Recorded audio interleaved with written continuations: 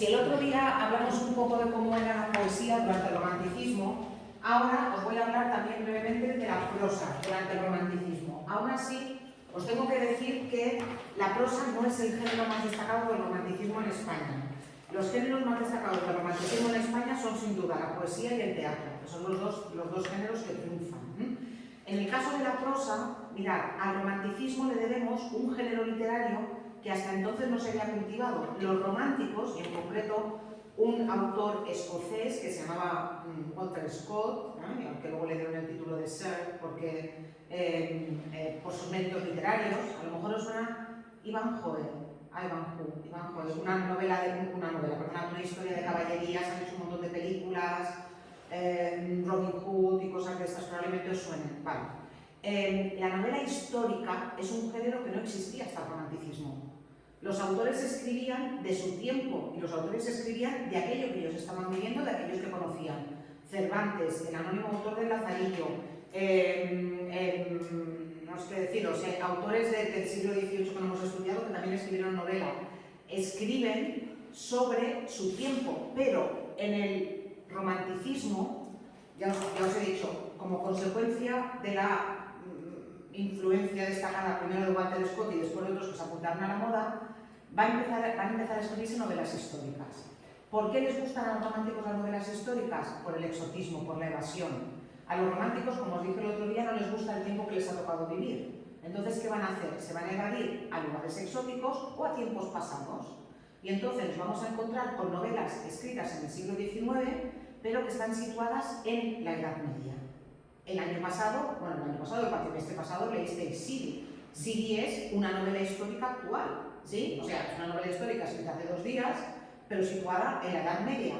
Pues lo mismo hacían los autores del romanticismo, pero ya os digo, se inventaron el género. Aquí os explico, os llevo un enlace en la Wikipedia de la novela histórica. ¿Qué ocurre con la novela histórica en España? Que son bastante malas. Las novelas históricas que se escriben durante el romanticismo en España, en general, son tostones, porque son novelas muy lentas, en las que hay mucha descripción, en las que pasan pocas cosas, muchas veces se intenta imitar un lenguaje forzadamente medievalista, y ya os digo, así como en otras literaturas hay muy buenas novelas históricas, en la literatura en castellano no hay buenas novelas históricas. Sin embargo, sí que en la literatura en castellano vamos a encontrarnos con 2 géneros literarios que también son muy del gusto romántico y que van a tener relativo éxito. Estoy hablando de la prosa, Uno son las leyendas. Y hablaremos de las leyendas cuando hablemos de Becker. Claro, ¿por qué les gustan a los románticos las leyendas? Por el misterio, por lo sobrenatural, porque muchas leyendas están situadas en el pasado, en una época muchas veces nebulosa. ¿Sabéis lo que es una leyenda, verdad? Un texto narrativo en el que hay un elemento sobrenatural, algo que pasa, que muchas veces provoca miedo, terror, espanto. Entonces, eso les gusta mucho a los románticos. Y ya os digo, en castellano se escribieron buenas leyendas, pero el que destacó sobre todo fue Gustavo Adolfo Bécquer. Este sí que lo estudiaremos luego como poeta en el romanticismo, pero él sí que escribió buenas leyendas. Y después, el otro género que es muy importante en el romanticismo español, y sobre todo es muy importante porque lo cultivó un genio que fue Mariano José de Larra, es el cuadro de costumbres. Luego os explicaré lo que es un cuadro de costumbres, pero mirad las fechas de nacimiento y muerte de Mariano José de Larra.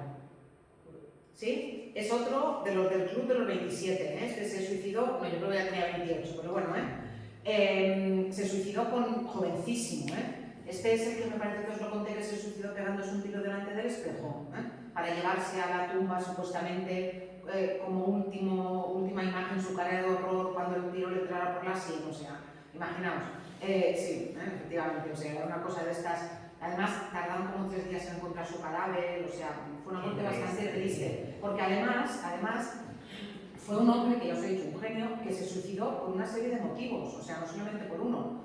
Primero, tuvo un problema amoroso terrible, él se casó muy joven, de hecho tiene un artículo de costumbres que se llama Casarse pronto y mal, que está de alguna manera basado en su vida. Él se casó como con 18 años y con 22 años ya tenía 3 hijos, y como con 23 años ya estaba separado de su mujer, o su mujer de él. Pero luego se enamoró de otra mujer, luego esta mujer lo dejó, luego tuvo muchísimos problemas económicos, Luego, además de los problemas económicos y eso, y el problema sentimental, tuvo muchísimos problemas políticos, porque él pertenecía a una facción, digamos, de izquierdas, pero él pensaba que esa facción nunca ganaría las elecciones y que por tanto nunca podrían llevar a cabo los cambios que él quería. Entonces se presentó a las elecciones por un partido de derechas, sacó un escaño, pero resulta que las elecciones se invalidaron. Entonces se quedó sin apoyos ni a la izquierda ni a la derecha. Por ejemplo, los amigos Espronceda, que eran muy amigos, habían sido muy amigos, le dio completamente la espalda porque Espronceda siempre estuvo en la oposición. Además de todo eso, tenéis que pensar que cuando él muere, hace poco tiempo que ha muerto Fernando VII, y él luchó toda su vida contra la censura. Él era básicamente periodista, tenía muchísimos problemas porque cuando quería publicar algo no lo dejaban publicar. Llegó a tener sus propios periódicos y llegó a publicar un periódico completamente en blanco. Solamente puso el encabezamiento del periódico. Entonces ya os digo, le ponían multas, entonces económicamente todavía era peor, se metía en esos negocios que eran al final una ruina, y ya os digo, o sea, Larra no se suicidó por una razón, sino que se suicidó por un montón de razones. Y claro, él sí que escribió alguna novela histórica un poquito mejor, pero también tenéis que pensar que se murió a una edad en la que otros escritores apenas empiezan a despuntar en la literatura, y nosotros lo estudiamos como el gran autor de la prosa del romanticismo, habiendo muerto tan joven. ¿Cuál es la genialidad de Larra? Los cuadros de costumbres. ¿Y qué son cuadros de costumbres? Aquí, si clicáis, os vais a encontrar el enlace a la Wikipedia. Ya sabéis que por eso me gusta tanto el libro digital, porque me permite hacer estas cosas. Mirad, ¿qué es un cuadro de costumbres? Un artículo en prosa en el que se describen tipos populares, actitudes, comportamientos, valores y hábitos comunes a una profesión, región o clase por medio de la descripción que puede ser satírica o nostálgica.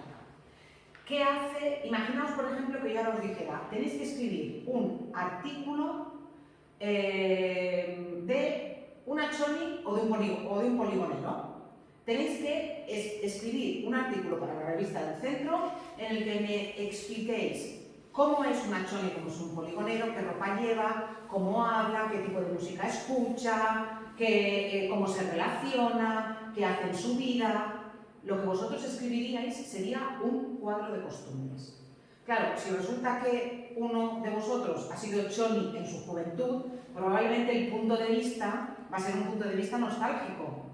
Pero si no hemos sido chonis o tenemos una visión crítica de aquellos años, lo que haremos será lo que hace Larra, que hace muy bien, que es siempre una visión satírica.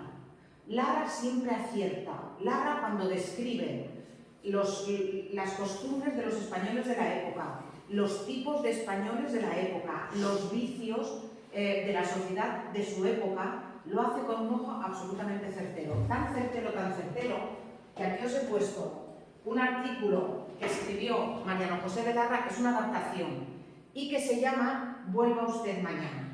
Y que es un artículo que habla de algo que a lo mejor os suena, que es el problema con la burocracia española. Que cuando vas a hacer algo, vas a por un papel, uy, no está porque ha salido, vuelva usted mañana, vuelves al día siguiente, uy, no sé qué, no está porque tal, porque ahora no funciona el ordenador, vuelva usted mañana, vuelva usted mañana, vuelva usted mañana, vuelva usted mañana. Y él denuncia, él vivió unos años en Francia, además de joven, él denuncia que en buena medida el atraso de la sociedad española respecto a Francia viene provocado por esos funcionarios vagos y por ese sistema burocrático que no deja avanzar. Que fijaos que es una idea que todavía mucha gente sostiene. Y a nada que hayáis ido a hacer un papel, probablemente os habéis encontrado con algo de esto. Además, como la pescadilla que se muerde la cola, ¿no? Pide cita, pero luego resulta que para pedir cita resulta que tienes que tener el certificado digital, pero para pedir el certificado digital tienes que tener la clave PIN, y para pedir la clave PIN tienes que pedir cita, pero no puedes pedir cita porque no tienes ni el certificado digital ni la clave PIN, y al final llega un momento que empiezas a dar cuentas. Pues esto es lo que denuncia él en Vuelva usted mañana.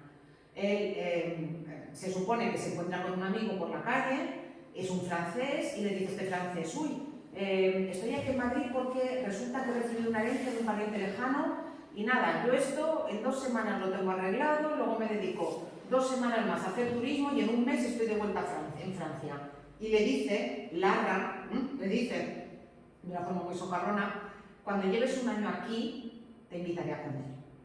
Y efectivamente, al cabo del año se encuentran, el hombre no ha podido arreglar nada y le dice, no, esto es un país de vagos, esto es un país que no puede avanzar, me vuelvo sin herencia y sin nada y espero no volver a poner ni un pie nunca más en este desastre. ¿Sí? Y entonces, pero fijaos que es, él denuncia un hecho que es pues esto, el atraso de la burocracia española. Y ya os digo, no solamente en este artículo, pero en otros, lo que hace es que, con ojo más o menos crítico y más o menos humorístico, siempre crítico, pero más o menos humorístico, denuncia esos problemas de la sociedad española. ¿Sí? Hoy escribiría eso, hoy escribiría de chones, de poligoneros, de políticos corruptos que van a prostíbulos y se hacen fotos en paños menores y de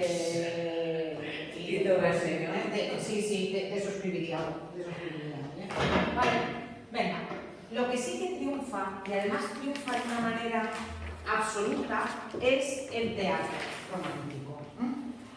Recordad que habíamos hablado de que en el siglo XVIII el tipo de teatro neoclásico, el tipo de teatro que se escribe en el siglo XVIII no acaba conectando con la gente porque es un tipo de teatro en general demasiado didáctico y profundamente aburrido. Entonces, quitando el Sí de las niñas y alguna obra más, el resto del teatro del siglo XVIII, la verdad es que es soporífero. Entonces, ¿el romanticismo qué hace? El romanticismo va a recuperar algunas de las características que habíamos visto en el teatro del siglo XVII, pero las va a intensificar y aumentar, entre otras cosas, porque así como el teatro del siglo XVII se representaba en los corrales de comedias y no tenían telón, que no permitían cambio de escenario, en el caso del teatro del romanticismo ya vamos a contar con teatros como los de ahora, que van a permitir efectos especiales, de la época, pero efectos especiales. Y van a crear una atmósfera que va a favorecer que la gente conecte con esas obras que además lo que pretenden fundamentalmente es conmover. Lo que quiere el teatro del romanticismo nos enseña. Lo que quiere el teatro del romanticismo es que cuando la gente salga del teatro siente que ha visto un espectáculo total, que lo tengo que contar lo que he visto, Y ya os digo que lo consiguen de tal manera, que también os lo dije el otro día, hasta hace 2 días, en todos los teatros de España, por todos los santos, se representaba Don Juan Tenorio. Y a todos os suenan los versos esos con los que Don Juan Tenorio intenta conquistar a Doña Inés, que es una monja, Él se ha acostado con un amigo, Don Juan Tenorio se ha acostado con un amigo a que se acuesta con una monja. Y lo consigue, Se acuesta con Doña Inés, con esos versos de No es verdad, ángel de amor, y luego, después de haberse acostado con ella, evidentemente la abandona, porque era una apuesta, ella muere de amor, y luego el padre de ella le exige venganza, Don Juan, en fin, había de todo, Había de todo en ese tipo de obras. Entonces, ¿cuáles son las características del teatro romántico? Muchas las hemos visto ya, Bueno, para empezar, el teatro romántico va a utilizar temas y argumentos que sean sacados de leyendas o temas y argumentos que son de la historia, es decir, del pasado. Igual que la novela histórica está escrita en el siglo XIX pero situada en la Edad Media, vamos a encontrarnos con muchas obras de teatro que están escritas en el siglo XIX pero situadas en el siglo XIV o XV, XVI o XVII, es decir, en siglos anteriores, temática histórica. Y muchas veces, además, esta temática histórica muy adobada de aventuras. Pasan muchas cosas, luego os contaré un ejemplo en Don Álvaro. Además de todo eso, característica fundamental, se rompe con la llamada regla de las 3 unidades. ¿Qué significa? Que entre el principio de la obra y el final de la obra pueden pasar 20 años. Que además de una acción principal, va a haber acciones secundarias y que va a haber continuos cambios de escenario. Como mínimo vamos a tener 5 cambios, 5 escenarios diferentes, porque las obras del teatro romántico tenían 5 actos. Entonces, como el telón se cerraba, en el descanso aprovechaban para hacer los cambios de escenografía. Como mínimo 5, porque a veces incluso durante la obra también cambiaban de escenario, de escenografía me refiero. Claro, era mucho más divertido, tenéis que pensar que en aquella época la gente no tenía tele, no tenía radio, en fin, era mucho más atractivo que pasaran cosas, porque además, pensad que nosotros estamos en una sociedad de la imagen que estamos acostumbrados a casi todo. Es muy raro que vayas a ver algo que te sorprenda, pero en aquella época había muchísima gente que veía a lo mejor en toda su vida 5 o 3 o 1 hora de teatro, pero que no veían ni una película ni nada porque no estaban inventadas. Entonces era muy sorprendente para ellos. Ya os digo, se rompe la letra de las 3 unidades. Además de todo esto, algo que también habíamos visto, por ejemplo, en el Teatro de Lope de Vega, vamos a encontrarnos elementos cómicos y trágicos dentro de la misma obra. Van a provocar lo del alivio cómico, lo de no voy a sufrir durante 4 horas, sino que me voy a relajar, me voy a reír un rato y luego ya puedo enganchar con el drama. Siempre acaban mal, eso sí. O sea, si buscáis finales felices, no leáis ninguna obra del romanticismo que no lo vais a encontrar. Además de todo eso, como os he dicho, los autores no pretenden educar, no pretenden enseñar a través de las obras, sino conmover, que la gente salga, pues eso, pensando que han vivido una experiencia catártica. Los protagonistas son tipos cínicos y llenos de misterios, de misterio, normalmente porque tienen un secreto oscuro que no les deja ser felices y ellos lo intentan, pero aunque lo intenten al final, ese destino les va a acabar venciendo y van a acabar siendo los más desgraciados del mundo. Luego lo veréis también en el caso de Don Álvaro. Como hemos visto también en el caso de la poesía, nos vamos a encontrar con escenas nocturnas, sepulcros, cementerios, ruinas, desafíos, muertes. Así como, por ejemplo, el teatro del siglo XVIII evitaba que se viera encima del escenario nada de violencia, ninguna muerte, en el teatro del siglo XIX, en el romanticismo, allí se tienen duelos a espada, y luego con bolsas de sangre de pollo, salen allí, en fin, ese tipo de cosas que, repito, la gente no veía en otro sitio. Nosotros íbamos al teatro y hemos visto películas y hemos visto un montón de cosas antes, pero entonces la gente no lo veía y por eso era todavía más impactante. Como los dramaturgos lo que buscan es despertar en el espectador emociones y sentimientos, van a recurrir a recursos extremos, interrogaciones y exclamaciones retóricas y palabras de estas grandilocuentes, ensueño, fantasía, maldición, fatalidad, lóbrego, oh, qué desastre, y me muero y me arrastras, y el infierno y los demonios, y era así. ¿Qué ocurre? Hoy en día resulta muy difícil ver representadas obras del romanticismo. Así como es relativamente fácil ver obras, por ejemplo, del teatro del siglo XVII, que siguen representándose, se sigue representando a Lope y a Calderón, hoy en día es muy difícil ver una obra del romanticismo porque son tan extremas y son tan exageradas que para el espectador actual dices, ya no me las creo. Yo, por ejemplo, no he conseguido ver nunca una representación de la obra que fue el gran éxito del romanticismo, que es Don Álvaro o La fuerza del sino, del Duque de Rivas. Hay 2 obras que son fundamentales en el teatro español del romanticismo. Una que abre el teatro español del romanticismo después de la muerte de Fernando VII, que es Don Álvaro, La fuerza del sino, y la que lo cierra, que sería Don Juan Tenorio. Después de Don Juan Tenorio ya vamos a encontrarnos obras prerrealistas, del movimiento que va a venir a continuación. Mirad, para que os hagáis una idea de cómo eran las obras del romanticismo, os voy a contar de qué trata Don Álvaro. Si alguien se anima y tiene ganas, esto es de cuando en televisión española hacían teatro, y esta es del año 67, y es una adaptación televisiva de Don Álvaro, La fuerza del sino. Os cuento de qué trata, simplemente. Mirad, estamos en España en el siglo XVI, otra vez, temática histórica. Y resulta que Don Álvaro es un hombre que ha venido de las Indias, es decir, ha venido de Sudamérica, ¿sí? Pensad, estamos hablando del 16 y Colón llega a América en el 15, Y resulta que este hombre llega a Córdoba y tiene todas las virtudes, o sea, es guapo, es alto, es rico, es generoso. Por tener todas las virtudes es hasta buen torero, En fin, se ve que en aquella época sumaba, hoy en día, ¿qué queréis que os diga? A mí me restaría, pero bueno, en aquella época sumaba. Y resulta que este Don Álvaro, eso sí, nadie sabe muy bien quién es su familia, nadie, cuando le preguntan, él como que va ocultando, como que no acaba y tiene la mala suerte de enamorarse de la hija de un marqués, de la hija del marqués de Calatrava, que se llama Leonor. Estamos hablando de España en el siglo XVI. Los nobles se casaban con nobles y los que no eran nobles no se casaban con nobles, por mucho dinero que tuvieran.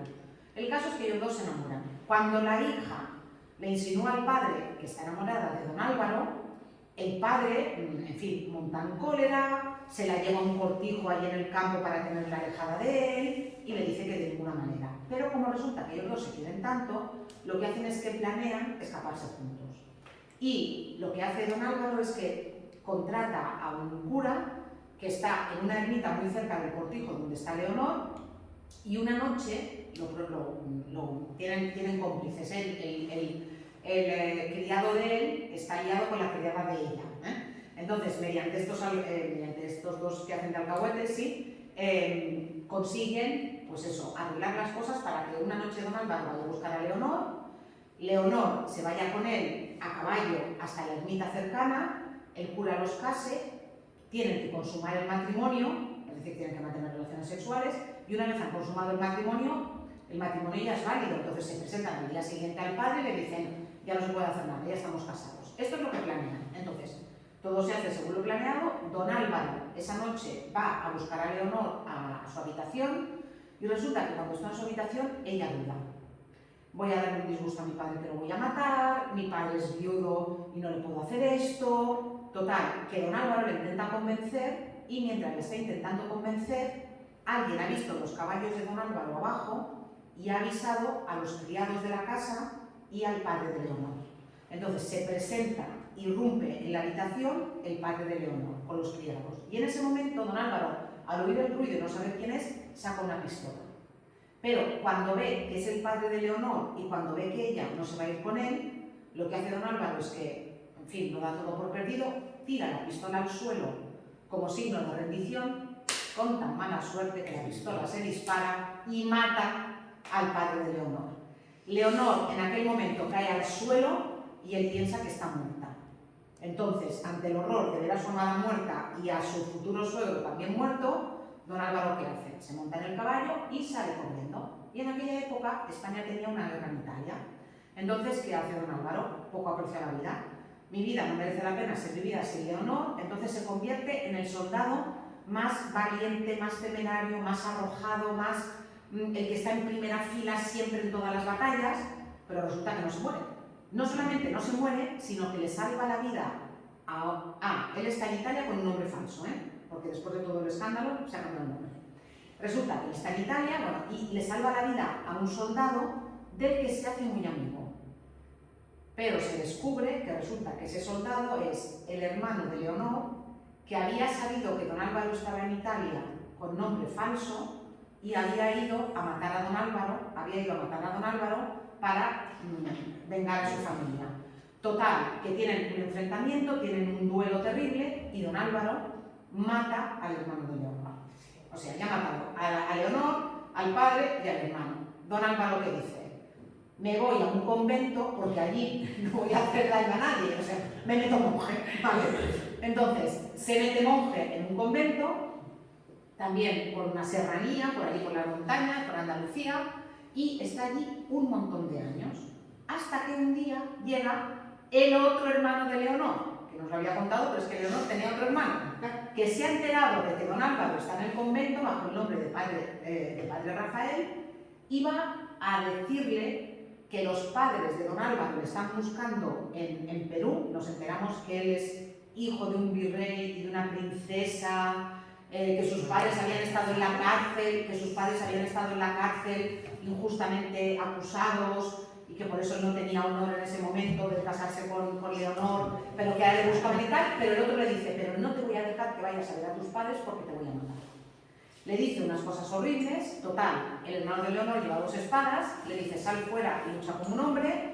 Salen fuera a un descampado que está delante del convento, tienen un duelo a espada y don Álvaro hiere mortalmente al hermano de Leonor.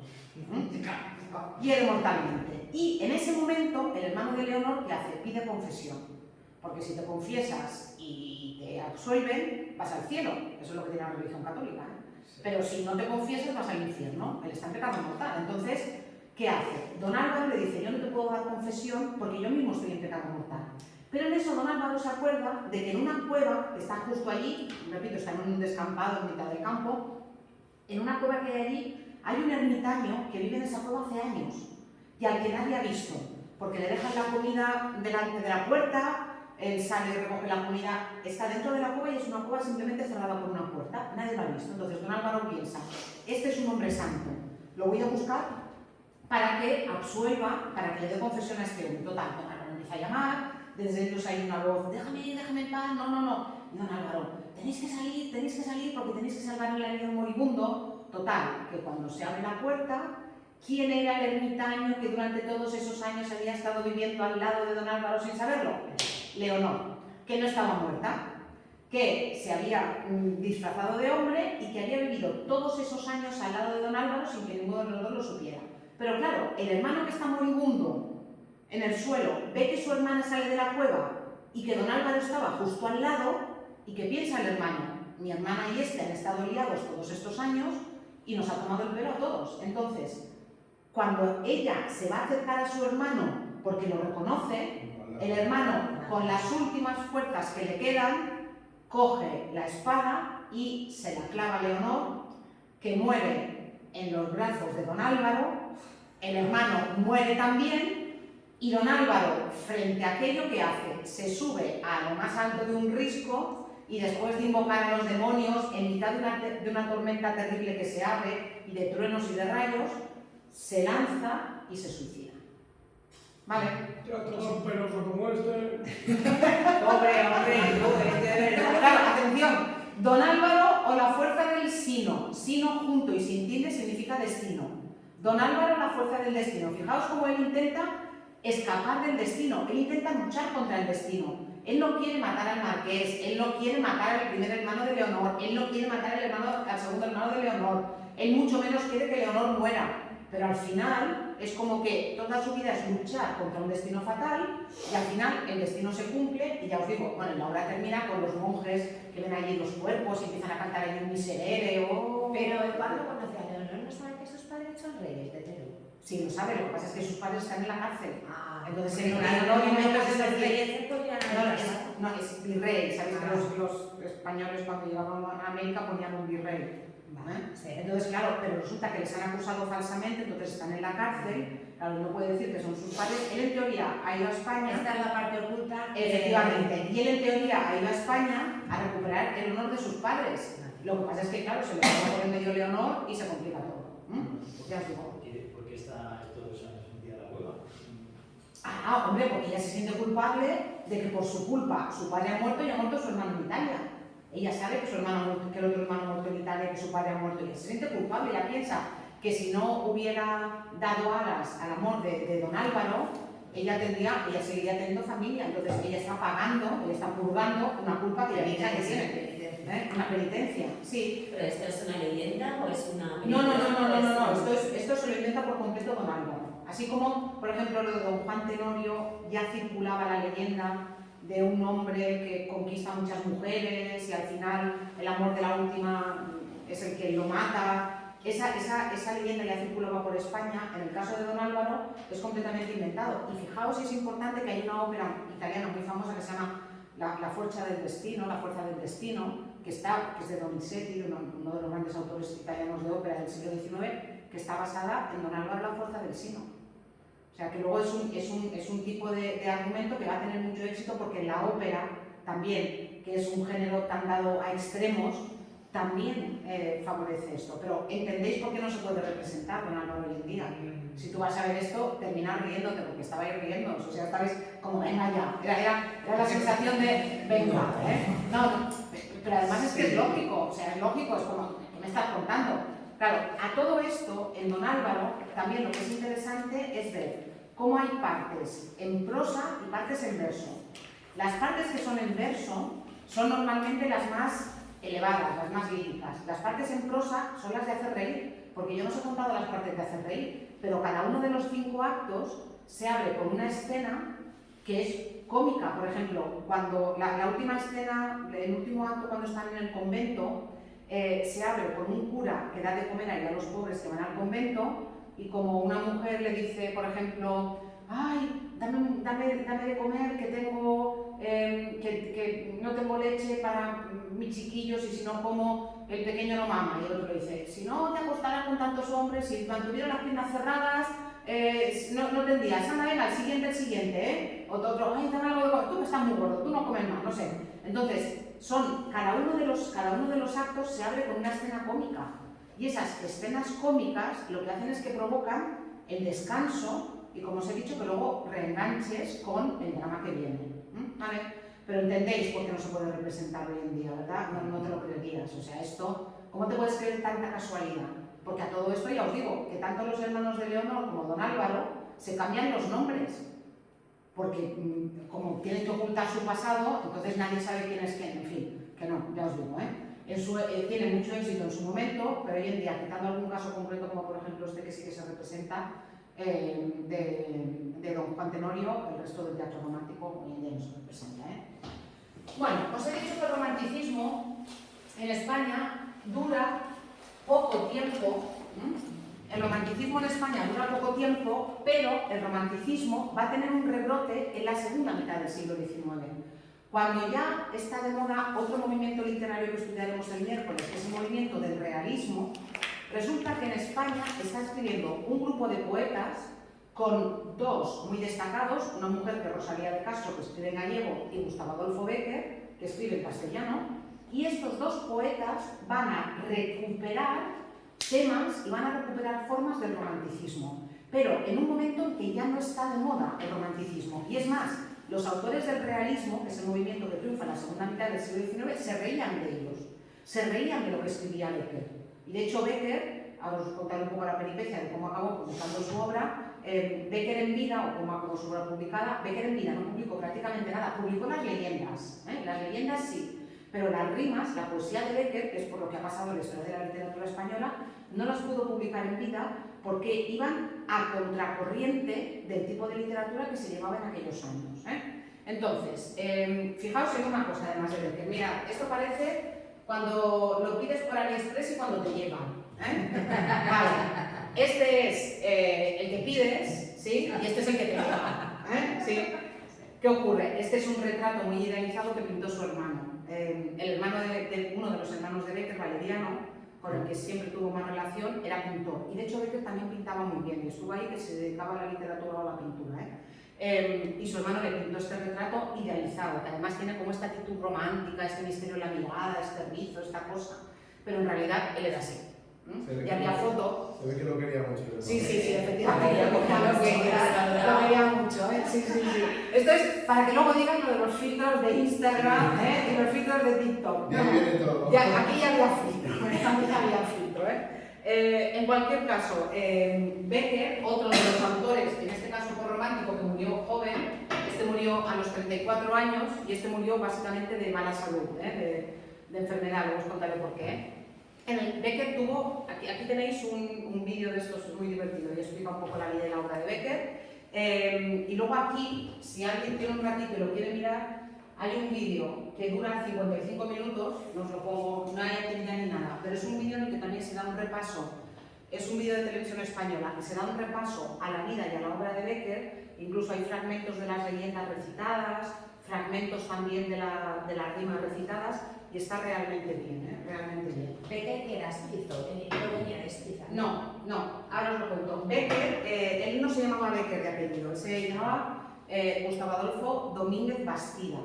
Pero resulta que cuando se quiere dedicar a la literatura, él piensa que Domínguez Bastida es como muy vasto. Entonces necesita un apellido y recurre al apellido de su abuela materna, que era de origen holandés.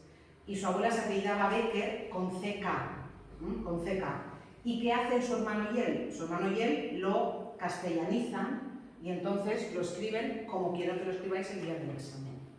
Sí, entonces atención a la ortografía de Bécquer. Tuvo también una vida de estas muy azarosas, se quedaron huérfanos él y sus 7 hermanos muy jovencitos, tanto de padre como de madre, y luego la familia se lo repartió. Y a él y a su hermano Valeriano, que era el pintor, les tocó estar con la madrina de bautismo de Gustavo Adolfo, que era una mujer que tenía una gran biblioteca y que les inculcó el amor por la pintura, el amor por la literatura y el amor por el arte en general.